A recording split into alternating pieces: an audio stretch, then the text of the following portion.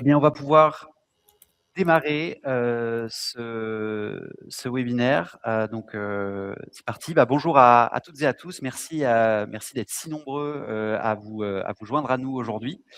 Donc aujourd'hui, on va parler d'une thématique, qui est intranet obsolète. Combien de temps et d'argent perdez-vous par semaine? Thématique qui nous tient à cœur, qu'on sait que votre temps est précieux et donc on va essayer de vous apporter un maximum, de réponses, à cette question aujourd'hui. Pour ce webinaire, aujourd'hui, je suis accompagné, d'Antoine Chancel. Antoine, peut-être que je peux te laisser te présenter et je conclurai le tour de table. Alors bonjour à toutes et à tous. Donc Antoine Chancel, moi je gère le département revenu chez Gint et je suis cofondateur voilà, de la société. Et donc pour moi, Guirec Loison, enchanté. Donc je suis le directeur général de Gint Canada. Et donc notre mission, c'est d'accompagner nos clients au mieux sur la mise en place de leur intranet au Québec et dans le reste du pays. Donc, pour rappeler en quelques minutes qui nous sommes, donc Gint, on est un éditeur de logiciels, on est spécialiste des intranets intégrés dans les environnements Microsoft et on accompagne aujourd'hui, comme je disais, nos clients sur les enjeux de l'intranet. Et donc, c'est des enjeux majeurs autour de la communication interne, de la recherche d'informations et de la collaboration. On va parler de ce sujet-là qui est important parce qu'aujourd'hui, en fait, on accompagne un peu plus de 300 organisations dans le monde, 1 million d'utilisateurs, et donc on parle concrètement tous les jours à des DTI, des directions de la com interne, des directions des ressources humaines, et c'est une question qui est revenue énormément de fois, c'est quel est l'impact d'un projet de mise en place d'un intranet, quel est le ROI d'un intranet moderne.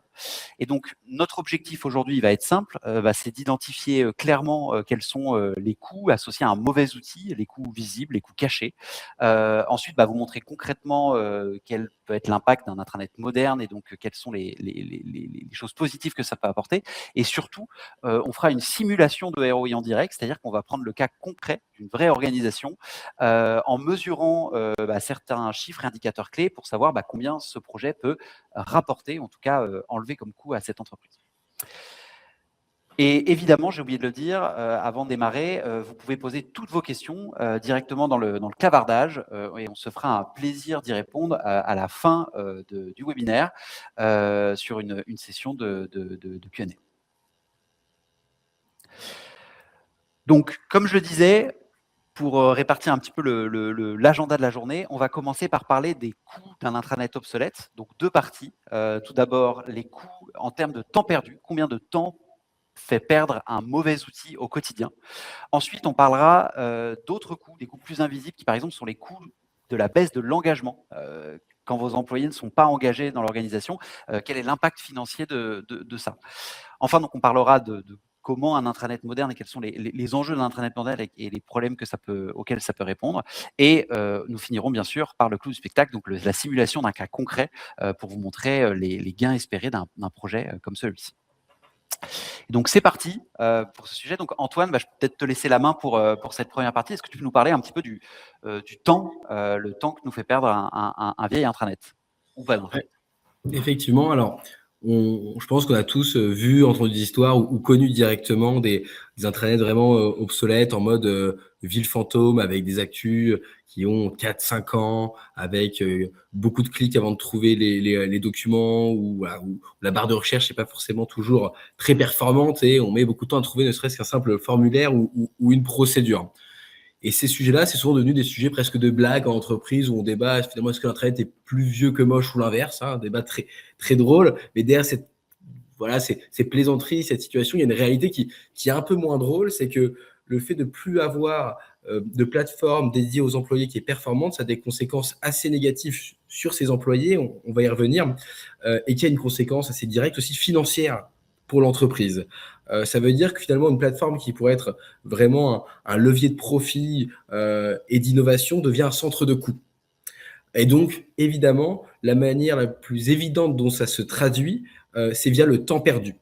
Le temps perdu, une fois c'est dur à matérialiser. On a la chance d'avoir des instituts comme McKinsey, comme BCG, des entreprises qui font beaucoup d'études là-dessus pour essayer de rendre concret qu'est-ce que ça veut dire de perdre du temps.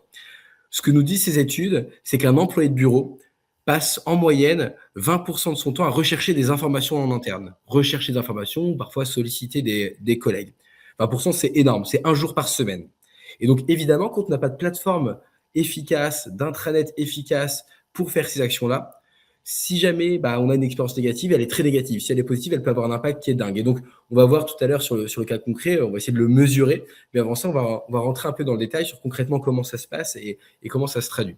Concrètement, on se plonge un petit peu dans ce qui arrive à beaucoup de monde au quotidien, c'est l'employé qui va chercher, par exemple, une politique de télétravail. Donc, je vais taper dans ma barre de recherche politique de télétravail.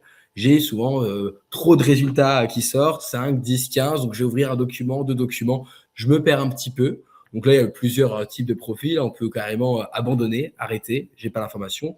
Souvent, non, c'est quand même important. Je vais envoyer un mail à un RH. Je vais déranger mon voisin de bureau, lui envoyer un message. J'attends, j'ai commencé une tâche, puis je suis interrompu. Et donc finalement, ne pas trouver ne serait-ce qu'un simple document, ce n'est pas juste perdre du temps, c'est également faire perdre du temps à beaucoup de gens dans mon environnement. Et donc cette perte de temps qu'on va essayer de mesurer, elle est rapidement très fortement impactée par le fait d'avoir une plateforme qui est inefficace. Dans l'exemple que je vous donne, on parle de rechercher un document, mais parfois je vais rechercher un applicatif, des personnes, une procédure, une actualité. Et donc finalement, ça se déploie sur plein de champs de l'employé au quotidien. J'ai parlé d'employés de bureau dans l'étude, mais finalement, cette situation, elle s'applique à différents types de personas dans les firmes. Et donc, direct, je te laisse nous en parler.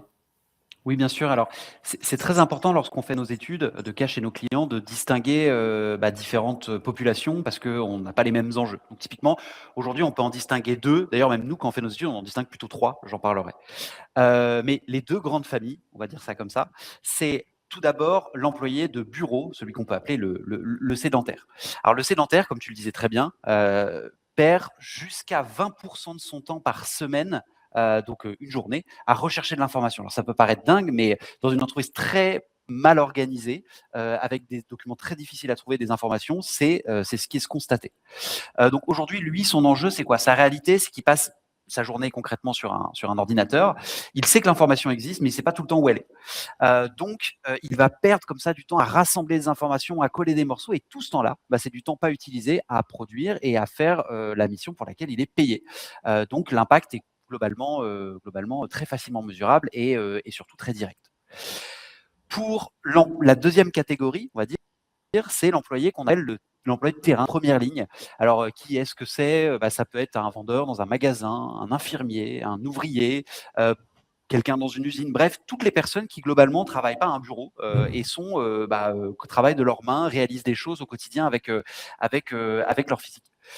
Aujourd'hui, leurs besoins à eux, évidemment, ils consultent moins de documents que la première population, mais ils ont besoin quand même d'accéder à un planning, d'accéder à une procédure, aujourd'hui d'appeler leur référent RH, bref, de trouver des personnes, de trouver des informations. Et donc, on considère que le temps perdu à rechercher de l'information représente un peu moins de 10% de leur temps. Et donc, ça peut représenter jusqu'à 3 heures par semaine pour cette deuxième population. Évidemment, la réalité de vos organisations est sûrement différente. Vous pouvez avoir des fois des profils qui ne soient pas tout noir, tout blanc, tout sédentaire, tout terrain. Donc, on distingue d'autres populations également qui sont ce qu'on appelle les populations hybrides. Je pense à un cas que j'ai fait il n'y a pas longtemps où les chefs de chantier ont été classés comme hybrides, c'est-à-dire qu'ils passent 50% de leur temps sur les terrains à gérer leurs équipes et 50% à faire de l'administratif, à recevoir des factures, etc. Et donc, on compose avec toutes ces personnes-là pour faire nos études. Voilà, donc on a parlé globalement du temps perdu. Donc on peut mesurer très bien en fonction des populations chez vous le temps perdu. Après, il suffit de comparer ça au taux horaire et on arrive à un résultat très simple de calcul qu'on verra donc dans la simulation concrète de combien ça coûte le temps perdu dans une organisation. Maintenant, on va parler de la deuxième partie, des coûts qui sont plutôt un peu plus invisibles et on va parler principalement de l'engagement. Et donc Antoine, je vais te laisser décrire ces coûts invisibles. Oui, c'est important d'élargir le sujet parce qu'on se met rapidement dans la situation où on va aller voir la direction et lui dire pourquoi ce projet est rentable. Et donc, c'est le but de ce webinaire. On va essayer de rendre tout mesurable et d'arriver à mettre des chiffres sur des projets. Et c'est hyper important. Dans la démarche, on invite toujours nos clients à aussi identifier les impacts qu'on peut avoir qui sont moins mesurables ou moins visibles. Donc là, c'est de ça dont on va parler. Je vais vous parler de 3 grands impacts un peu plus invisibles aujourd'hui. Le premier, c'est ce qu'on appelle le désengagement. donc la dégradation de l'expérience employée. Il faut bien aussi, il faut prendre du recul aussi sur le parcours d'un employé qui n'est pas qu'un employé. C'est aussi une personne qui, dans sa vie perso, a toute une galerie d'applicatifs, de software, de logiciels, pardon, qui va utiliser et qui d'un coup parfois arrive en entreprise et se rend compte que y a un décalage énorme parce que j'ai une plateforme qui m'est proposée qui est désuète, alors que finalement en perso j'ai des choses qui sont super. Donc le message symboliquement qu'on envoie, c'est tiens, moi, ma firme n'investit pas sur moi, me propose pas un confort de travail qui est bon. Et ça peut être vraiment assez destructeur dans l'expérience qui est proposée aux employés. La part du digital dans l'expérience employée grandit énormément. Et donc, il faut vraiment soigner cette expérience-là. Évidemment, on n'est pas extrême. On sait bien que c'est parce qu'on a la plateforme employée, l'intranet le plus parfait du monde, que demain, il n'y aura plus de roulement des employés, que vous allez garder tout le monde. Les salaires sont importants, le management, la mission, mais c'est quelque chose qui a un poids qu'on sous-estime souvent. La comparaison qu'on prend souvent, c'est si demain, moi, j'arrive dans une nouvelle entreprise et que je vois que, tiens, les carreaux sont sales, le sol est pas propre et ma chaise est cassée, je vais me dire, tiens, mais qu'est-ce qui se passe? Et en fait, on passe quasiment aujourd'hui plus de temps sur le bureau digital que sur le bureau physique. Et pourtant, on se dit, tiens, c'est moins grave d'avoir un trait obsolète. Et donc, ce désengagement-là, on peut avoir des choses assez destructeurs parce qu'on est moins compétitif que nos concurrents parfois sur le marché.